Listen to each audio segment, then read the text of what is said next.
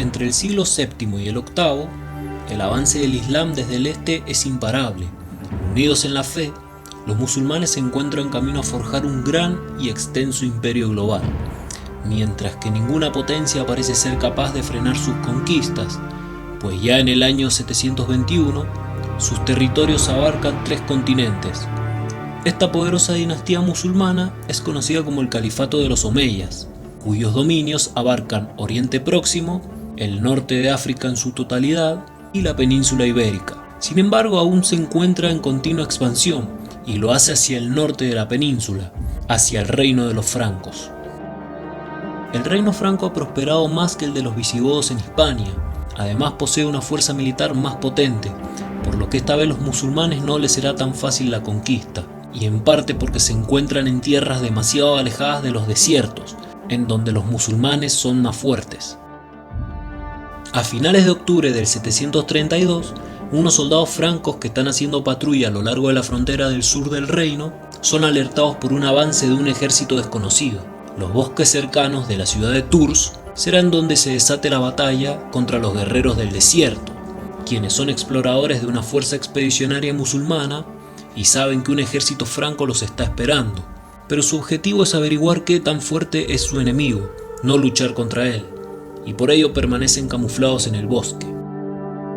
Aquellos exploradores ven que los francos han reunido un gran ejército, del cual entre los reclutas, la mayoría son artesanos y agricultores que habían decidido unirse al ejército más grande de Europa Occidental, bajo el mando de Carlos Martel, un noble franco que tiene reputación de ser duro y temerario frente a los enemigos.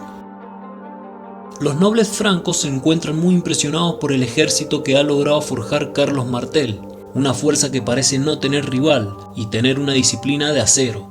Por otra parte, los exploradores musulmanes le informan a sus comandantes sobre los detalles de este ejército y se sorprenden tanto como los nobles francos, pues no esperaban una fuerza tan grande. Aún así, el Wali Ala al-Ghafiqi está convencido de que su poder militar es superior. En aquellos tiempos, los francos sabían muy poco sobre los nuevos invasores y sus conocimientos sobre ellos es muy limitado. Por lo tanto, consideran a aquellos musulmanes norteafricanos como si fueran sarracenos, ismaelitas o infieles. Abu Said Abderrahman, conocido como al-Ghafiqi, posee el título de Valide al-Andalus, es decir, el gobernador de los territorios musulmanes de la península ibérica. Considerado como un caudillo hábil y ambicioso, sus subordinados y los soldados quieren regresar a sus hogares con los botines ganados en las batallas contra algunos pueblos cristianos, pero el líder musulmán pretende invadir el territorio de los francos para derrotarlos en una batalla. Estas invasiones comienzan a preocupar a los cristianos francos, quienes lamentan los recientes saqueos y las profanaciones de sus templos sagrados, mientras que los musulmanes toman posiciones a las afueras de Tours y Carlos Martel se decide a poner fin a la invasión. Odón de Aquitania pretende liderar un ataque con sus jinetes, pero a Martel se le ocurre una mejor manera de hacer uso de aquellos jinetes, y a pesar de que Odón es un antiguo adversario de Martel, el nuevo peligro de los musulmanes los obliga a pactar una alianza entre ellos. Odón tiene 2 objetivos en mente. El primero y principal es asegurarse la posición como duque de Aquitania, por ello se alía con Martel, pero por otra parte llega a un acuerdo con los musulmanes, mediante una alianza matrimonial entre las 2 culturas. Sin embargo, esta doble estrategia no tiene éxito y Odón va en busca de la protección de Martel. Sin segunda opción, Odón se queda con Carlos Martel, pero su protección tiene un precio muy alto, y es que él mismo debe ser su subordinado en la gran batalla que se espera contra los guerreros del Islam, además de que todas sus tropas quedarían bajo su mando. Aún así, Odón acepta el acuerdo, y esta nueva alianza se sella con una reliquia religiosa, la Santa Esponja, la cual había sido enviada por el Papa Gregorio III para la lucha contra los infieles musulmanes. En octubre del año 732 tiene lugar la batalla de Poitiers entre los cristianos y los musulmanes. Carlos Martel dirige a sus tropas hasta una pequeña y elevada montaña que le permite obtener una posición que le otorga una cierta ventaja estratégica. Después de usar un gran muro de escudos, los francos resisten la embestida enemiga, la cual se ve incapaz de romper a las fuertes defensas francas, y los líderes cristianos se preparan para dar el siguiente paso.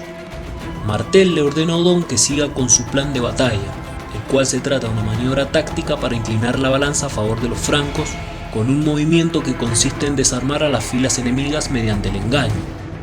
Odón, junto a sus jinetes, se retiran sorpresivamente del campo de batalla, lo cual es interpretado como una retirada real por Al-Ghafiqi, quien se dispone a perseguirlos, pero sin saber lo que tiene en mente el enemigo.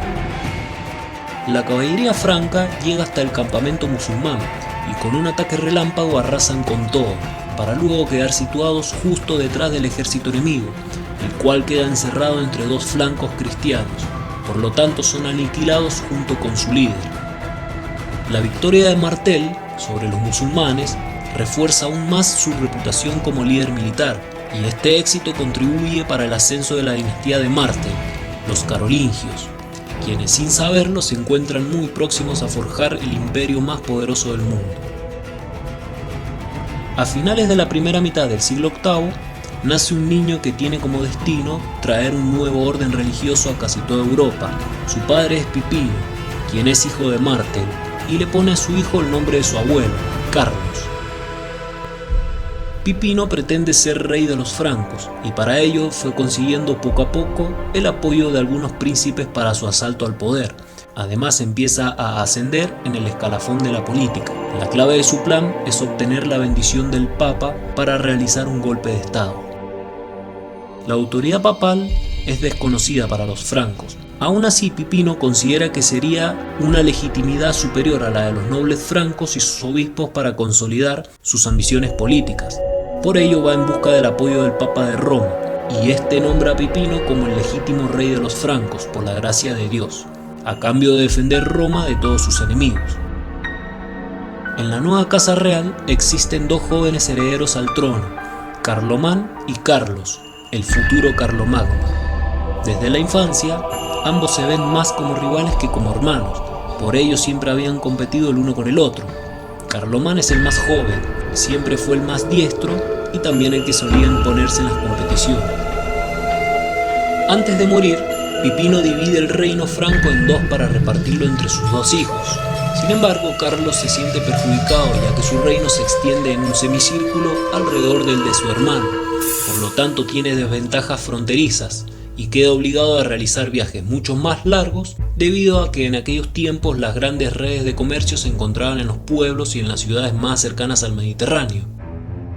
Esta extraña e incoherente repartición del reino por parte de Pipino hacen que los territorios de Carlos rodeen por el oeste, el norte y por el noreste a los territorios de Carlomán, pero cada uno tiene una parte de Aquitania, pues desde los tiempos de los merovingios es una región muy preciada. La división de los territorios entre los hijos de Pipino trae graves consecuencias, ya que desde siempre ha existido una gran rivalidad entre ambos hermanos, y además se niegan rotundamente a colaborar el uno con el otro. Tras la muerte de su padre, los hermanos toman posesiones de la región del reino que le corresponde, y las coronaciones se producen al mismo tiempo. Sin embargo, cada uno elige una iglesia dentro de su propio reino, y por ello la posibilidad de mantener la paz se vuelve aún más difícil. De hecho, al poco tiempo comienza la lucha por la supremacía. Para reforzar aún más su reino, Carlomán planea un matrimonio en alianza con los lombardos. Mientras tanto, en las fronteras del reino se levanta una rebelión, y como dice la tradición, ambos hermanos están obligados a colaborar militarmente en estas situaciones, ya que Aquitania, que recientemente había sido integrada al dominio franco, se rebela contra esta ocupación bajo el mando de su antiguo señor, Unaldo. Junto con sus tropas, Carlos espera a su hermano en un monte a 500 kilómetros al norte de la zona del conflicto, para así marchar juntos hacia Aquitania. Sin embargo, Carlomán no se presenta al lugar acordado, y esta es la gota que derrama el vaso. Pero ahora Carlos se encuentra en la situación que quiere su hermano, pues huir del combate sería un gesto de debilidad, pero luchar solo, un riesgo muy grande. Aún así solo le queda optar por la lucha y no puede permitirse una derrota, ya que solo así puede conservar su corona. A pesar de todo, es probable que Carlos considerase la situación bajo control, puesto a que los francos de la época cuentan con las armas y la tecnología militar más avanzada de Europa occidental. Por lo tanto, los francos logran una victoria rápida y vuelven a retomar el control de Aquitania. Pero esta vez, Carlos se anexiona la parte que le había tocado a su hermano por herencia, y con este acto, la legitimidad como rey soldado de Carlos crece bastante, y en un futuro muy cercano sus compatriotas comenzarán a llamarlo Carolus Magnus o Carlomagno, es decir, Carlos el Grande. La madre de ambos reyes francos, Bertrada, cruza en secreto los Alpes con dirección a Italia, en donde se encuentra el palacio lombardo de Desiderio. Al llegar a Pavía, Bertrada se dispone a cerrar una alianza con un antiguo enemigo de los francos. Aún así lo hace para fortalecer el reinado de Carlos, y el pacto se cierra con éxito, pues una princesa lombarda sería la futura esposa del rey franco. Además, esto le permitiría rodear al reino de Carlomán, no solo desde el norte y el oeste, ahora también desde el sur, en donde se encuentra Italia. El problema con esta nueva alianza es que el Papa Esteban III desconfía del pacto entre los enemigos de Roma y ve la estrategia de Bertrada como la mano del diablo, por lo cual decide escribirle a Carlomán, pero de poco sirve puesto que el matrimonio ya se había consumado. Este matrimonio parece muy útil, pues Desiderio ya había casado anteriormente a sus hijas con personas muy prestigiosas y poderosas, aunque por otra parte, Carlomagno se está adentrando de lleno en una alianza de poderes ya existente, mientras que su hermano Carlomán se prepara para realizar un movimiento estratégico. El plan de Carlomán consiste en que su hijo reciba el santo bautismo por la mano del Papa. Sin embargo, su astuta madre entra en acción y la alianza no llega a establecerse. Además, logra atraer al Papa a su bando y al de su hijo Carlomagno.